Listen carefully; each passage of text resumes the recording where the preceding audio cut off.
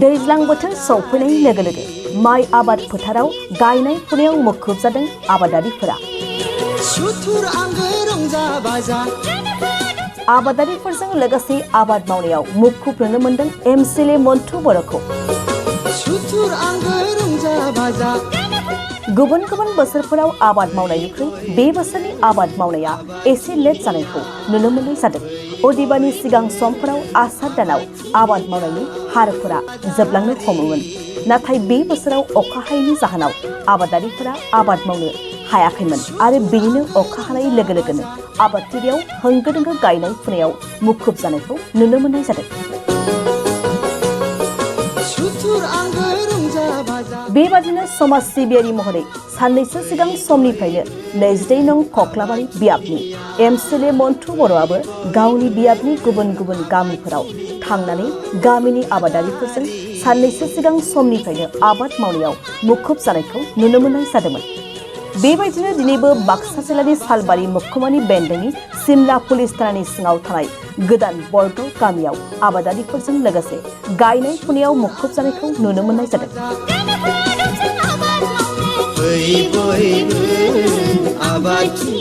गोदान बरगाव गामियाव गासै 12 बिगासो फोथाराव आबाद मावदोंमोन आरो बे आबाद फोथाराव थांनानै आबादारिफोरखौ हेफाजाब होफानायखौ लानानै एमसिएलए मन्टु बर'निसिम गोजोननाय फोरमायदों गामिनि आबादारि रायजो राजाफ्रा।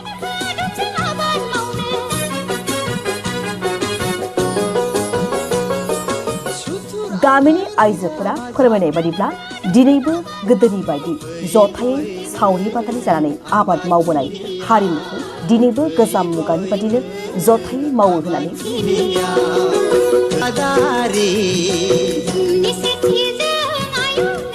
आं गावखौनो रोंखा राखा सासे गोरोंबो बुंनानै लाया,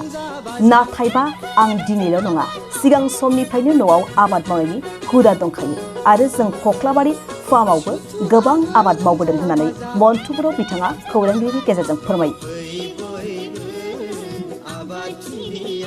नैबे गोदान बरगाव गामिनि रायजो राजा बिथांमोना दिनै 10 बिगा सापर आइजुंखौ बिथांमोना आबाद मावनायाव आं बाहागो लाफैनो मोननानै बिथांमोनजों एसे दान्दिसे जि खोथिया रोगानाय बा खोथिया बाननाय बेफोर हाबाफारिखौ लादों। सरासनस्रायै जोंनि बर' न'खर हिसाबै बा आसामाव थाग्रा हिसाबै जों आबादनि गुबै हादोर हिसाबै जों आबाद मावनानै बांसिन सरासनस्रा सुबुङानो थांना थायो आरो बे लेखायैनो दिनै नैबे बरगाव गामियावबो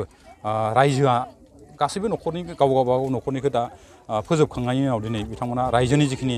माइ बा आबाद बे आबादखौ बिथांमोना मावदों। थारैनो बिथांमोनखौ साबायखर होदों। नाथाय बे बाथ्राया बेसो जाहैबाय जों बोसोरसे जानायनि थाखाय मास मोनथामल' खस्थ' खालामो। आं ओंखायनो रायजो राजा बिथांमोनखौ बुंनो लुगैदों माइ आबाद मावनायनि गेजेरावबो जों आथिखालनि बिगियानारि जिखिनि मुगाजों गोरोबनानै जिखिनि खामानि मावनाय बे मावनायखौ गोदान मुगानि लाइमोनफोरा जाहाथे गावखौ एसे बेस्थ'आव लाखिनानै बुजि मोनहोनानै एसे सोलोंनानै बेफोरबायदि हाबाफारियाव जाहाथे बाहागो लायो आं बेखौ खावलायगोन। मानो होनोबाथाय जोंनि बिटिआर सरकार आरो आसाम सरकारनिफ्राय गोबां हेफाजाब होदों। थांनाय इलेक्सननि सिगाङाव नोंथांमोना नुनो मोन्दों हिन्जावफोरनि थाखाय फिसा फिसा ट्रेक्टरखौ होदों। बे ट्रेक्टरजों लोगोसे हाग्रा दानस्रांनाय माइआव मुलि होग्रा स्प्रे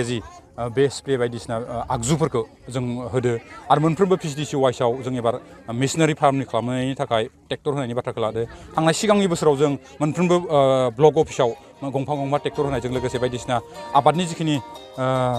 बेसादफोर मेसिनारि बेसादफोर बे बेसादफोरखौ जों होदोंमोन। आसा खालामो बेफोरबायदिनो सरकारनिफ्राय हेफाजाब मोननानै जोंनि बर' ओनसोलनि बा जोंनि BTC ओनसोलनि गोबां दैदेनगिरि बा सुबुंफोरा मोनसे आइडियानि गेजेरजों जाहाथे आबादखौ मावनो नाजायो बेखौ आं खावलायबाय। मानो होनबाथाय जों गोबां सुबुङानो आथिखालाव लाइमोनफोरा बिखेखय मबाइलजों बेस्थ' जाना थायो, जौ जुवाजों बेस्थ' जाना थायो, बाइकजों बेस्थ' जाना थायो। नाथाय बिथांमोना एसेबाबो साना जे बाइकनि थावखौ बोरै मोनो बा बे मोननो थाखाय न'खरफोरखौ एसेबाबो जाहाथे जों हेफाजाब होनो हायो। गायनाय बोथोराव फुनाय बोथोराव न'नि जिखिनि खामानिनि बोथोराव रायजोनि जिखिनि खामानिनि बोथोराव लाइमोनफोरा जुदि एसे बेस्थ' जानानै हेफाजाब होयोबा बिथांमोननि जिखिनि रोंनायखौ बिथांमोना दिन्थिफुंनानै हायोबा निसय जोंनि ओनसोलनि जिखिनि खामानि मावनायफोर बे खामानिया माइ गायनायानो जा खोथिया फुनायानो जा बायदिसिना खामानि मावनायानो जा बे खामानि मावनायाव निसय एसेबाबो हेफाजाब होगोन होननानै आं सानो आरो। जिहेतु नोंथांमोननि गभर्नमेन्टनि सासे खेथि बिभागनि EMआ बर्थमान गैथ'वा, नाथाय माखासे आबादारि बिथांमोननो मा आसनि लागोन जिहेतु गैथ'वा दा? बे बिथाङा गैथ'वाबो, नाथाय बिथांनि डिपार्टमेन्टखौ जिहेतु सिबा नायबाय दं बे नायबाय थानाय हिसाबै जों थांनाय बाजेटआव आबाद बिफानावबो माखासे माने आसनिखौ सोसननानै होदो आरो बे दैज्लां समाव इमारजेन्सियै गोबां जोलै फैनाय गोबां बायदिसिना आबादनि थाखाय गोनांथि मुलिफोर आगजुफोर बे बेसादफोरखौ गासैबो मांग्रां बिटिसिनि चिफ प्रमद बर' बिथाङानो नायबाय थादो आरो बे लेखायै बिथाङा गैयाबाबो आबाद बिथिंनि जिखिनि मावनाय सरकारि भाबै मावनाय बा डिपार्टमेन्टनि हिसाबै मावनाय बे मावनाया जेबो उसुबिदा जायाखै आरो जिहेतु दानि मानसिफोरा सिगां गोनोखो आयदानि मावो होननानै फोथायो जिहेतु आबादखौ सिगांनिसाय गोनोखो मुगानि टेकनिकजों मावो होननानै सानो नामा मावगोन होनना साननाय माने मावनांगौ आरो गोनोखोआरि मुगाजों मावोबाथाय जों मिथिनानै मोनो जे माइ आबाद मावनाय समाव जोंनि आगोल जों उन्दै उन्दैयाव नुनो मोन जे माइजों लोगोसे दालि होफायोमोन नङा होमबा सबाय बायदिसिना होफायोमोन नाथाय जोंनि ओनसोलाव आबादारि बिथांमोना गोबाङानो बिगियानारि मुगाजों मावनो हायैनि जाहोनाव बा मिथियैनि जाहोनाव हायैथ' नङा बिथांमोना मिथियैनि जाहोनाव खालि जों माइ आबादखौल' मावबाय थानायखौ जों नुनो मोनो गोबांनि गेजेरावनो खिन्थु खायफाया गुबुन आबादफोरखौ लादेरनानै मावो आं ओंखायनो लाइमोनफोरा जेब्ला बिनि सायाव सोलोंथाइ लानानै आबाद बिथिङाव मैखोमै बाहागो लागोन अब्लाथाय जोंनि बर' ओनसोल बा बिटिसि ओनसोलनि गोबां जनगोष्ठीफोराबो आबादखौ बिगियानारि मुगाजों मावनो थाखाय हागोन होननानै आं सानो दिनै नोंथांमोना रायजो राजानिसिम माबा मोनसे खावलायगोन नामा आबादारि थारैनो आं बेखौ खावलायहरगोन सरासनस्रायै जों आबादखौ मोनसे बै गोदोनि बायदि साननानै मावाबासिनो गोदान आदब खायदानि गेजेरजों सोलोंथाइ लानायनि गेजेरजों जों मावोबाथाय आबाद मावग्रा बिथांमोनाबो जोंनि नैबे आबादनि गेजेरजों गावखौ सुंथानो हानाय न'खरखौ सामलायनो हानाय जिखिनि रांखान्थियारि बिथिंनि जिखिनि हेफाजाबफोर बे हेफाजाबखौ मोननो हागोन होननानै आं सानो ओंखायनो आं रायजो राजाखौ खावलायदों रायजोजों लोगोसे लाइमोनफोराबो ओनसोलनि लाइमोनफोराबो ओरैनो थानाय बिथांमोना जाहाथे आबादखौ सोलोंना लानानै आबाद बिथिङाव जाहाथे गोसो होनानै जों 12 मानि जिखिनि आबाद मावनाय दिनै आं थार बाथ्राखौ जुदि बुंनो थाङोबा आं 5 बिगानि सायाव गय अगरु आरो थालिर ओमफ्राय माने स्ट्रबेरिखौ आं एबार मावदो गावनि जानायनि बादै प्रफेसनेलि मावनांगौ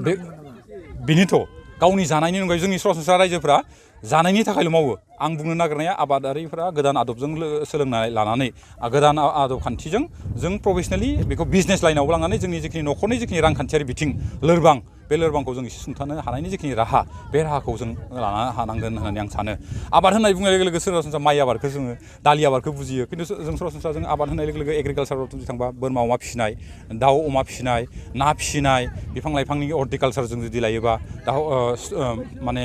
अगरुनिफ्राय चन्दननिफ्राय थालिर बिफांनिफ्राय गयनिफ्राय जोंनि ओनसोलाव जाखाबाय थाखायो आरो एभेलेबेल जोंनि हायाव बेफोरबायदि आबाद होनना बुङोबाथाय बेफोर गासैखौबो लानानै जों जुदि थाङोबाथाय निसय मोजां जागोन होननानै आं सानो जोङो 10 बिगा गायो रायजोजों महिलाजों बोसोरे गायो जोङो बोसोरे गायनानै इनकामखौ मोनो जोङो नथुन बोरगाव गामिनि मोजां मोनदों जोङो जोंनि गावनि फोरमायनायखिनिखौ जों मोजां मोनदों आरो रायजो 10 बिगा गायो एबार माने बिराद मोजां बोथोराव गायनाय बायदि मोनदों जेनेबा जोंनि गायफुनायाव नै सार मोनथुआबो जोंखौ हेफाजाब होफैदों इन्टारेस्ट एखेबारे नोंथांमोना बिथांनिफ्राय आबादारि दुब्लियाव माबा मोनसे नांनायनि खोथाखौ फोरमायगोन नामा जोंनि खौरांनि गेजेरजों माबा मोनसे नांनाय माने अभाबा जायो बोसोरैबो जों मोनामोन मोननायालाय एबार आरो जिहेतु दैनि नांगौमोन इफोरबायदि माने ट्रेक्टर माने जों आरो फोथाराव एसे बरिं माबा दोनो सानदोंमोन आरो दा सारनिफ्राय बिनो सानदोंमोन मा खालामो जोंखौ बिराद खस्थ' एबार बिराद खस्थ'यै फोदों खोथियाखौ मन्थु बर'निफ्राय माबा मोनसे खावलायहरगोन नामा जोंनो माने फोथाराव बरिंफोर दोनानै होजानो लुगैदोंमोन र' जों होगोन ना होआ बोसोरैबो खोथिया फोनायाव बिराद खस्थ' माने दैमानिफ्राय दै बोखाङो जोङो आरो मेचिनबो मोननो थान बेसेबांसो गिरि गायो बेबायदि बेसेबांसो गिरि नोंगौ 75 गिरि बिराद गिदिरथ' गामिया खनला 75 गिरियानो गायजोबगोन हायो सानसेयावनो हाजोबो फुनायावथ' 12थासिमल' फुयो जों